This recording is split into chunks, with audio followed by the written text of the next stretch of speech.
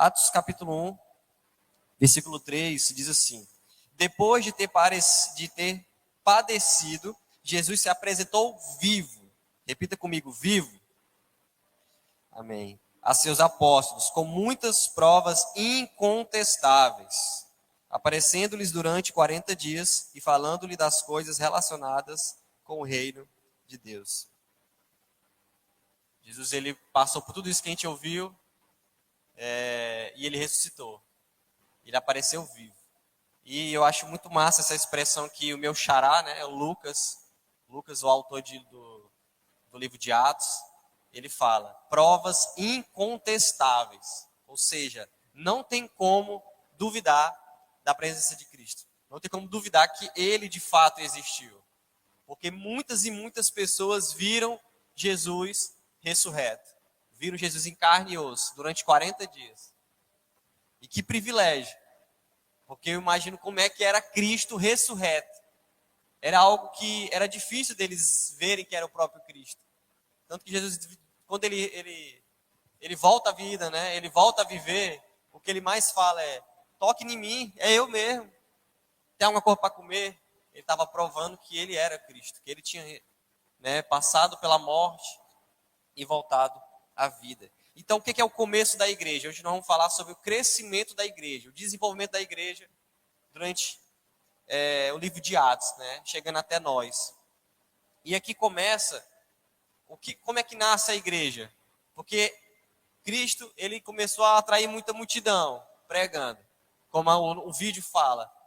Quando ele pregava, ele multiplicava, ele fazia muita coisa massa, ele fazia milagre, cara, era festa.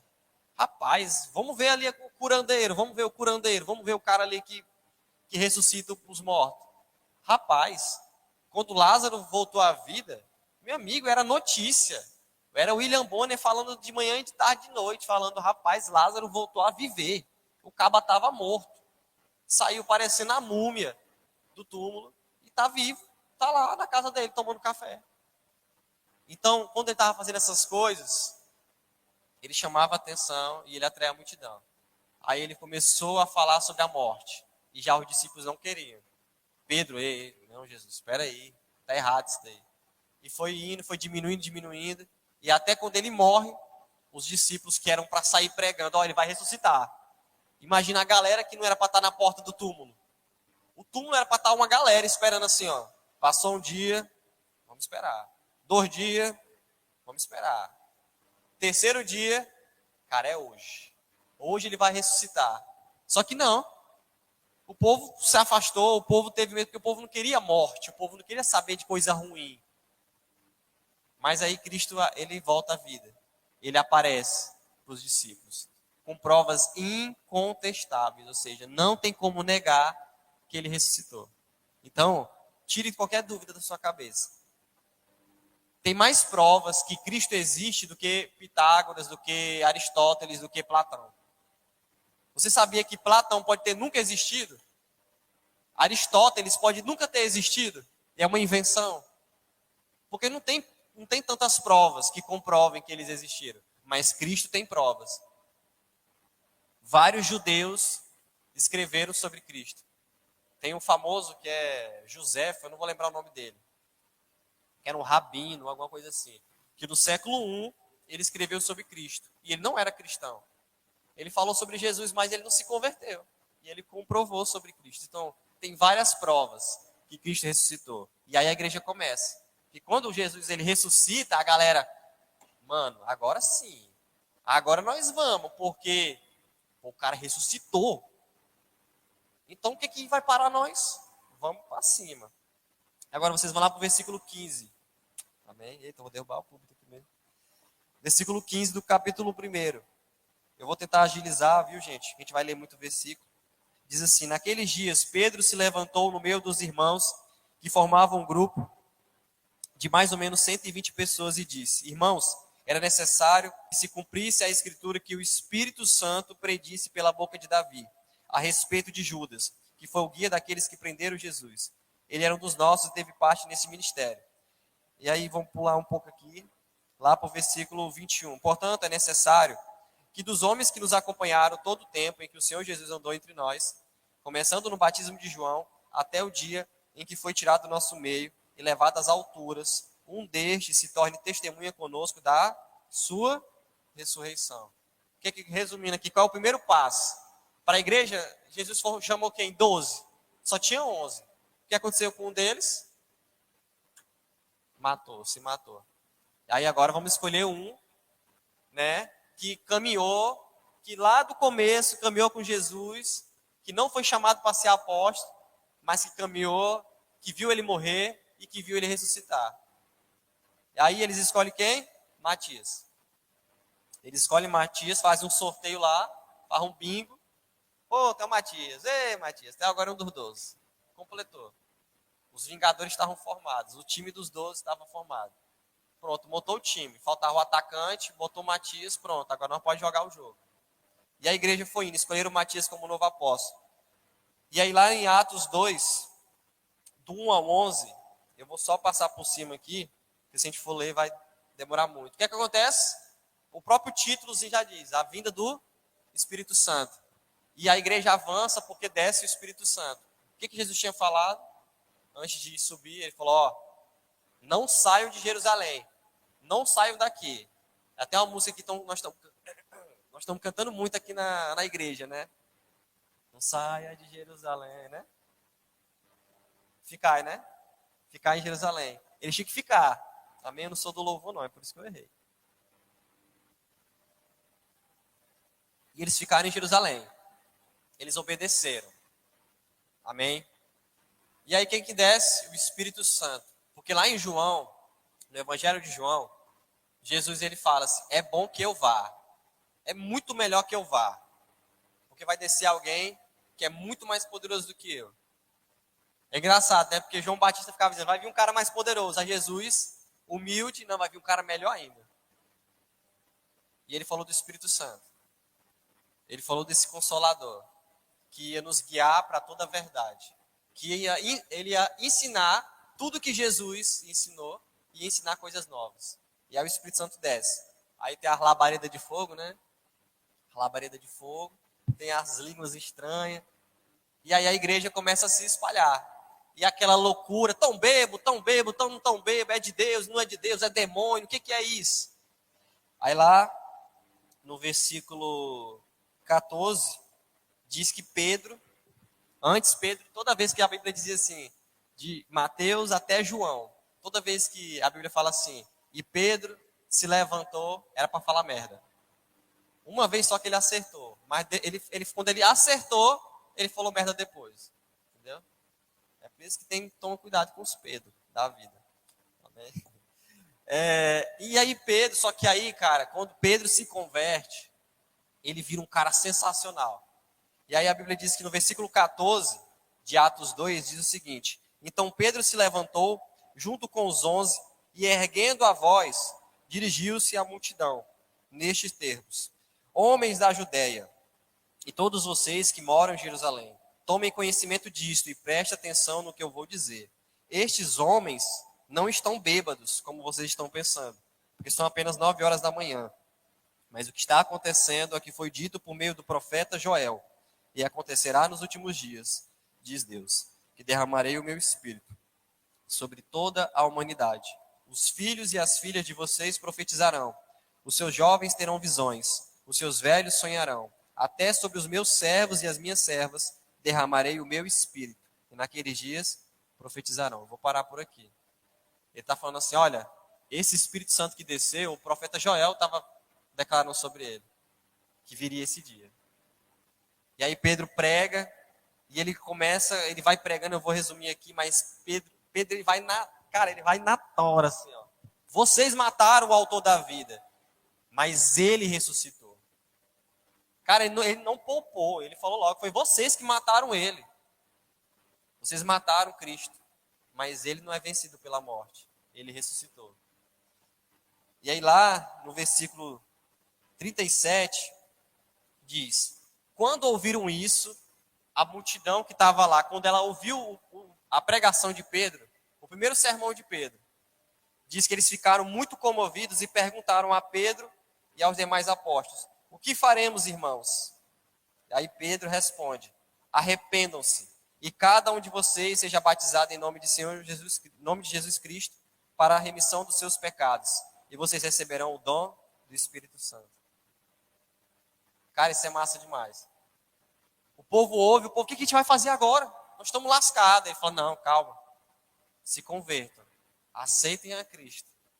E lá no versículo 41 diz, só para tu ver, sermãozinho fraco, fraquinhos. Diz que naquele dia houve um acréscimo de 3.000 pessoas. E a igreja que eram 12 pessoas, 3.000. Cresceu, né? Uma multiplicação bem intensa. 3.000 pessoas. Um cara que fedia a peixe, um cara que falava tudo errado. Eu acho que ele nem sabia falar o hebraico direito. Se ele fosse brasileiro, ele falava galfo, ele falava embigo. Era todo lascado, Pedro. Mas quando ele estava cheio do Espírito Santo, ele pregou e 3.000 pessoas se converteram. Porque aquilo que Jesus declarou para ele, que foi, Pedro, larga esses peixes que eu vou te fazer pescador de homens. E Jesus cumpriu o que ele prometeu. Pedro pregou e Pedro ganhou 3.000 pessoas. E no versículo 42 de Atos 2, é aquele que a gente, ano passado a gente falou o ano todinho, né? E perseveravam na doutrina dos apóstolos e na comunhão, no partir do pão e nas orações. Em cada alma havia temor. E muitos prodígios e sinais eram feitos por meio dos apóstolos. Todos os que criam estavam juntos e tinham tudo em comum. Vendiam as suas propriedades e bens, distribuindo o produto entre todos, à medida que alguém tinha necessidade. Diariamente perseveravam unânimes no templo, partindo o pão em casa, e tomavam suas refeições com alegria e sigileza de coração, louvando a Deus e contando com a simpatia de todo o povo. Enquanto isso, o Senhor lhes acrescentava dia a dia os que iam sendo salvos. Todo dia eles se reuniam, todo dia eles se encontravam, todo dia era família, cara. Virou família. Por quê? Eles amavam o mesmo Jesus. Eles tinham o mesmo amor, o mesmo sentimento. Eles se reuniam. Tu tá precisando de quanto? Rapaz, eu tô com um boleto de 300 conto para pagar. Cara, tá aqui. Paga lá. Era assim. E tu? Não, eu tô devendo 2 parcelas do meu carro. Paga lá. Eu tô dando aqui uma analogia, lógico, né? O que eu tô querendo dizer é que eles se ajudavam. Não tinha esse negócio de estar um com uma Hilux e o outro de pé andando 2 quilômetros para ir para a igreja. Não. Era um ajudando o outro. E a igreja ia, a Bíblia, o que a Bíblia está dizendo? Dia a dia, gente se convertia. O povo ia se convertendo. E o povo ia se convertendo. E fazendo parte daquela família. Amém? E lá em Atos 2, Atos 3, do 12 até o versículo 26, é o segundo sermão de Pedro. O que acontece? Resumindo, tem um cara que era aleijado, ele chega na porta da igreja e ele pede esmola. Né? Como agora há pouco ali fora tinha um rapaz, um senhor pedindo aquela coisa, pedindo comida, pedindo dinheiro. Aí Pedro, liso macaco, ele fala, rapaz, eu não tenho nenhum centavo para te dar, mas eu tenho Jesus. Em nome de Cristo anda. O cara anda. E o cara vai para dentro da igreja. A Bíblia diz que era uma reunião de oração. A reunião acabou. Acabou a reunião, virou festa. O caba que era aleijado começou a correr dentro da igreja e dizer, eu estou andando, eu estou andando, eu estou andando. E aí começou aquela confusão. Como é que esse homem se curou? Como é que esse homem se curou? E aquele, desculpa a expressão, aquele cabaré sem fim, aquela molecagem. E aí Pedro se levanta com autoridade, cara. E ele prega o segundo sermão. E é incrível. Depois vocês vão ler em casa. Do versículo 12 até o versículo 26. E lá no capítulo 4, no versículo 4 diz, depois do sermão, né? Porém muitos dos que ouviram a palavra creram, subindo o número desses homens a quase 5.000. Ele pregou uma vez, ganhou 3.000 pessoas. Ele prega de novo, mas quase 2.000 pessoas a mais se convertem. Porque era cheio do Espírito. Era um sermão que não tinha interesse em dinheiro, não tinha interesse em nada. Era somente fazer a vontade de Deus. E as pessoas se convertiam, porque as pessoas viam verdade. Amém? E a igreja ia crescendo. E lá no versículo 32 do capítulo 4,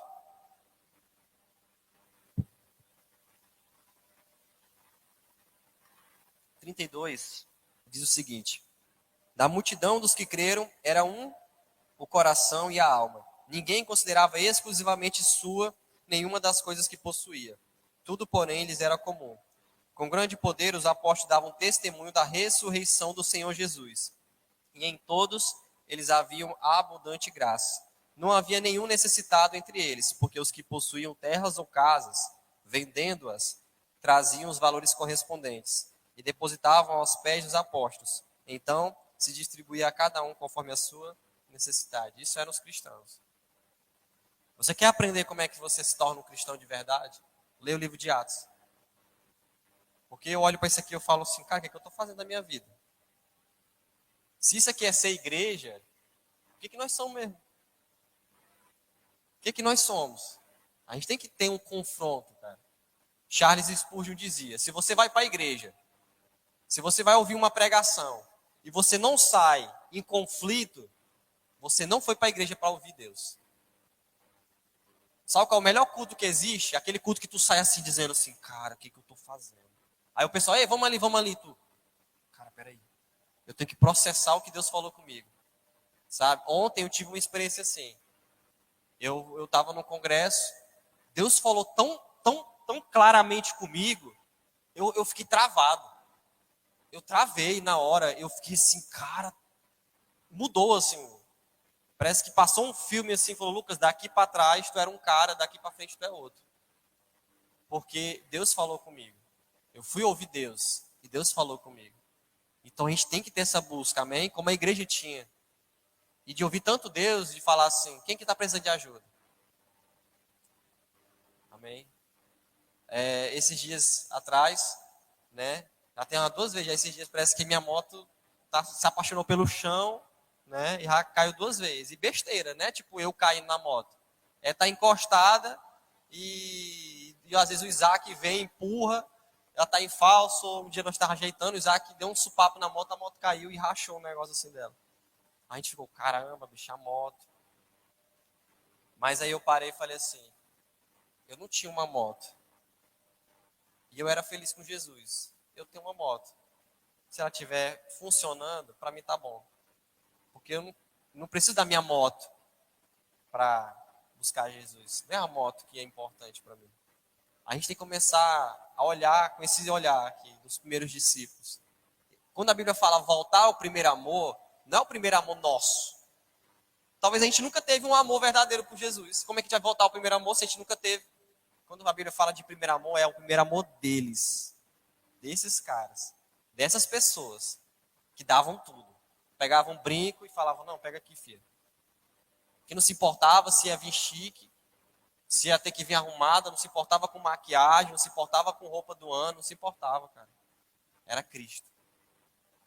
Amém. Eu vi a história de uma vez de um cara que ele estava numa empresa, ele estava promovido, ele estava ganhando dinheiro demais. E aí ele ouviu uma história na igreja que as crianças do Nepal estavam sendo vendidas como prostitutas. Crianças de 12 anos estavam sendo vendidas por, eu esqueci lá a moeda deles lá, mas vamos dizer que era R$5, R$2 era vendido. Ele falou, eu não vou deixar isso mais acontecer. Ele largou o emprego, ele largou tudo e ele foi ser missionário no Nepal. E ele sofre, ele come lavagem, ele come comida de, às vezes tem que matar rato para comer, tem um monte de coisa. Quando ele constrói uma igrejinha para poder abrigar os convertidos, vem alguém, destrói, e ele vai para outro lugar e constrói de novo, aí vem, destrói, e ele vive assim. E aí ele viajou para o Brasil e lá na conferência lá da Lagoinha ele falando, ele dizendo assim, todo dia que eu passo muito perrengue, eu passo muita dificuldade, mas no final do dia eu entendi que Jesus está assim, ó, para mim. Ele está olhando para mim com um sorriso e falando, é isso, meu filho. E ele fala, eu durmo em paz. Então a gente tem que ter esse coração, amém? Deus tem que confrontar a gente. Ele tem que confrontar. Assim como ele tem me confrontado, eu quero que ele confronte vocês. O que é mais importante para vocês? Amém? E continuando, lá em Atos, capítulo 5, versículo 42, diz o seguinte, 5:42.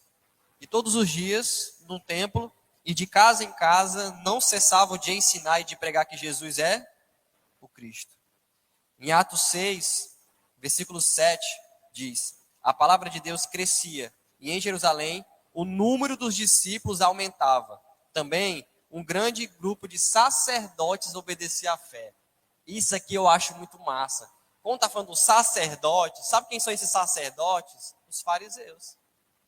As mesmas pessoas que mandaram matar Jesus começaram a entender a besteira que eles tinham feito. Entenderam quem era Jesus de verdade. E a Bíblia diz que eles começaram a obedecer à fé. Começaram a se converter. Amém? Em Atos 9, versículo 31, diz o seguinte: assim a igreja tinha paz por toda a Judéia, Galiléia e Samaria, edificando-se e caminhando no temor do Senhor, e no consolo do Espírito Santo crescia em número. A Bíblia diz o quê? Ficar em Jerusalém, pregar primeiro em Jerusalém, depois na Judéia, depois na Samaria e depois os confins da terra. Ou seja, já está chegando em nós, porque era primeiro em Jerusalém, depois está indo para a Judéia, depois foi para Samaria, amém? E a gente vai continuando, e a gente vai vendo que vai chegar em nós, amém? E lá no capítulo 11, no versículo 19,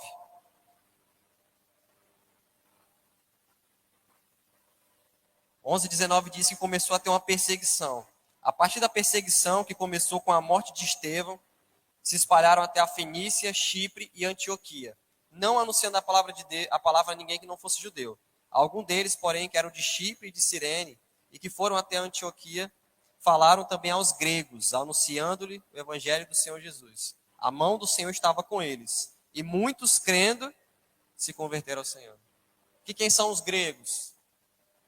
No sentido figurado, os gregos já é o resto do mundo. Os gregos já é os confins da terra. Já é o início dos confins, né? Já é o início do mundo. Então, quando começou o evangelho chegar nos gregos, aí se espalhou. Amém?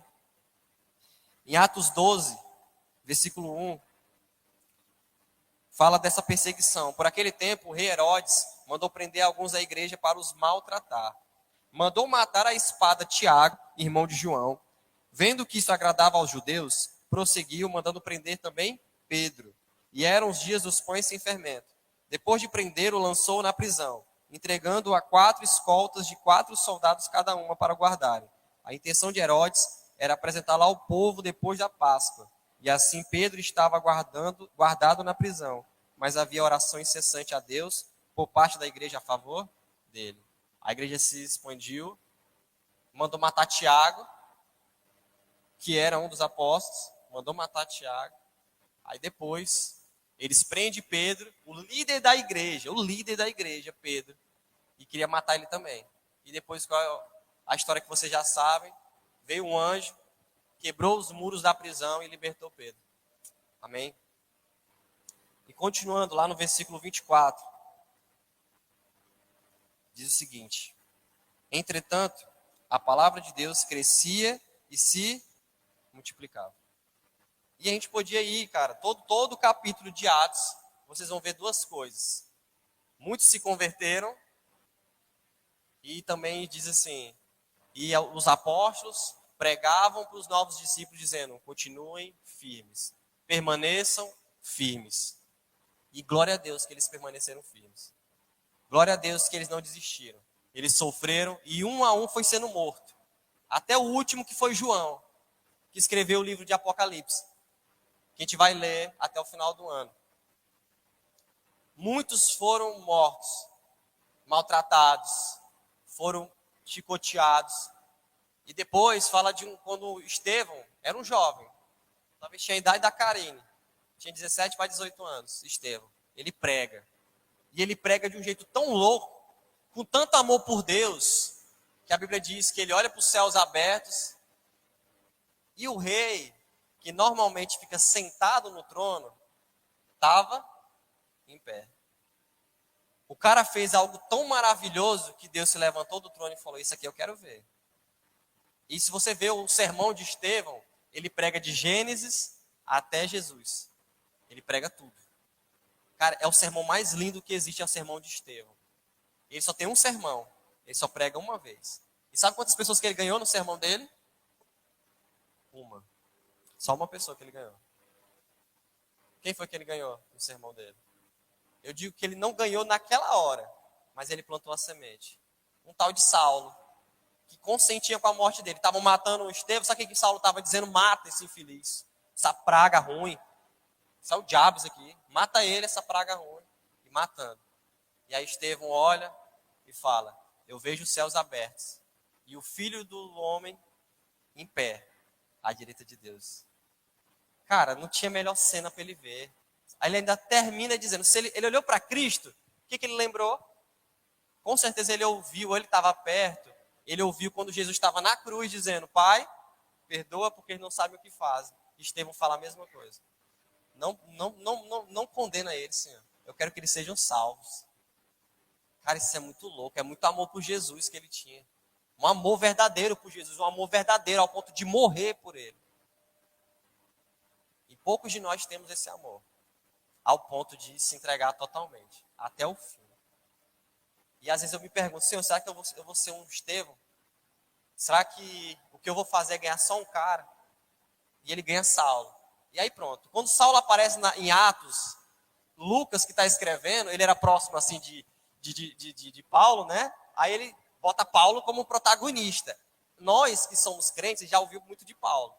Mas Pedro pregou. Muita gente fez coisas grandiosas. Só que como Lucas era prode de Paulo, aí ele começa a falar só de Paulo. Quando Paulo entra na história de Atos, é só ele. Ele é só o cara. E a Bíblia diz que aquele terrorista chamado Saulo, ele fica cego, porque ele estava indo com uma carta para matar a igreja, para matar os cristãos. Ele está aí no caminho de Damasco, se eu não estou enganado, caminho de Damasco. E ele fica cego, mas na verdade ele não ficou cego.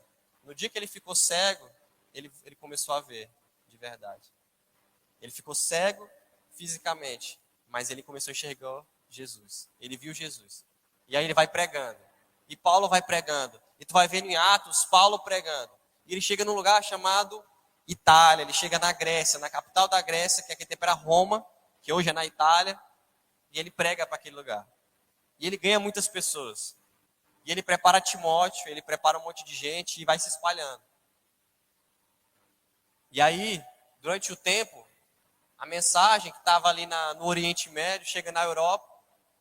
E aí na Europa, vai da Itália, da Grécia para a Itália, vai indo, chega na Alemanha, em 1701, 5, eu não estou lembrado agora, não vou lembrar, quando Martinho Lutero bota, bota na porta da igreja 95 teses, e aí começa a igreja reformada, aí começa a reforma da igreja, e aí ele traduz do latim para o alemão a Bíblia, o que tinha, e aí depois do alemão é traduzido para o inglês, e aí missionários ingleses, era um avivamento, tanto que era tão forte o avivamento na Inglaterra, no século XV, XVI, que eles eram chamados de Jesus Freaks, eles eram chamados de aberrações de Jesus.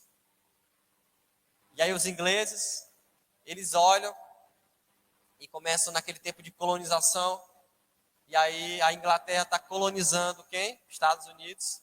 Aí eles ganham os Estados Unidos, começa a povoar os Estados Unidos, e quando povoa, o evangelho que estava na Europa atravessa o mundo, atravessa o oceano, chega nos Estados Unidos, e depois um grupo de missionários, eu guardo essa história, um grupo de missionários americanos, não sei que século foi, eu não estou lembrado agora, eles procuram lá e veem que Cristo, quando eles estão lendo a Bíblia, Cristo nasceu em Belém.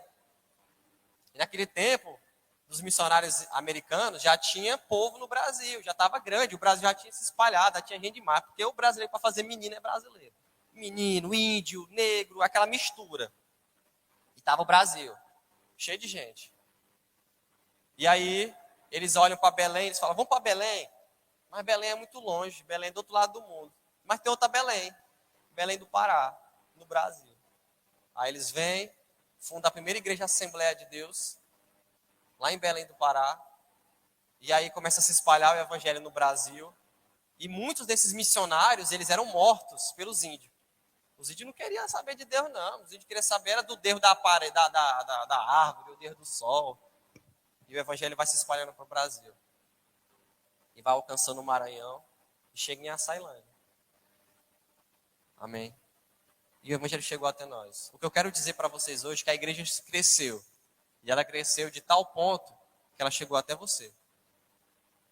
Se você está aqui ouvindo isso hoje, é porque Pedro, quando negou Jesus 3 vezes, ele não se matou. Que bom que Pedro não se matou, porque Pedro pecou mais do que Judas. Ele não se matou. A Bíblia diz que ele esperou. Depois que foram duas mulheres que foram ver Jesus. Maria, mãe dele, e a prostituta. E aí, elas veem Jesus. Quem é que vai depois? O primeiro homem que vai no túmulo de Jesus? Pedro. E quem é que Jesus chama para conversar? Pedro. Pedro, tu me amas? Cuida da igreja. Pedro, tu me ama? Cuida da igreja. Pedro, tu me ama? Cuida da minha noiva. E Pedro cuidou da noiva dele. Cuidou de tal forma, ele cuidou tanto da igreja, que quando, diz a história, que quando ele estava em Roma, se eu não estou enganado, se o Rodrigo estivesse aqui para me dar uma força, o Rodrigo é mais inteligente que eu. Ele está indo embora e ele ouviu um anjo, ele estava sendo perseguido, estava tendo muita perseguição em Roma, e aí Pedro ia embora, vem um anjo e fala para Pedro, volta, porque é necessário que você morra por Jesus. E ele voltou e se entregou aos romanos, e os romanos foram matar Jesus crucificado, ou matar Pedro crucificado. E Pedro fala, eu não sou digno. E foi crucificado de cabeça para baixo, porque ele não era digno de morrer que nem Jesus. E ele cuidou da igreja até o fim. E sabe o que eu quero dizer para vocês? Se Pedro, que era um pescador de peixe, ele foi fiel a Cristo, pode tirar, Vitor. Nós estamos encerrando, pode tirar. Se Pedro foi fiel até o fim, se a igreja, todos aqueles que passaram pela história da igreja, eles foram fiéis até o fim, e você quer dar uma lida dessas pessoas, lê Hebreus 11. Aqueles que foram fiéis a Cristo, aqueles que foram fiéis até a morte, mutilados, mortos, esfolados vivos, queimados vivos, por amor a Cristo. E para encerrar, para você entender o que é a igreja, para você entender o que é amar Jesus de verdade, eu lembro de uma história que eu li no livro Loucos por Jesus, do pastor Lucinho, que diz o seguinte, que numa cidade da França, que na época estava espalhando o evangelho, acho que se eu não me engano era na França, essa história diz que pegaram uma mãe e um filho e foram matar eles a tiros, e o filho chorava muito, e aí a mãe dele falou assim, filho, isso é muito forte, cara. A mãe dele olhou para ele e falou assim, filho, você vai ouvir um barulho, um estalo. Vai ser só um barulho. Aí ela falou desse jeito. Vai ser uma dor para uma eternidade de bondade. Vai ser um momento ruim para uma eternidade com Jesus. Você vai ouvir um estalo. E você vai fechar o olho e você vai ouvir um estalo. Quando você ouvir esse estalo, você vai abrir os olhos e você vai se encontrar com Jesus. Aí o filhinho fala, eu quero me encontrar logo. E ele pergunta assim, a senhora vai também? Ele, eu vou. Então, isso é amar Jesus. Como outra história de uma menina, se eu não me engano, na Inglaterra, essa menina, ela pregava sobre Jesus, ela tinha 13 anos, ela já pregava, ela ouviu falar de Jesus e ela pregava. E aí estavam construindo um muro, pegaram ela, colocaram no muro e começaram a colocar tijolo, até deixar só a cabeça dela no muro. E falou assim, você tem uma última palavra, se você falar que não crê em Jesus, a gente vai te soltar. Aí ela fala, eu quero só falar mais alguma coisa. Esse último tijolo é para Jesus. E colocaram o último tijolo e mataram ela.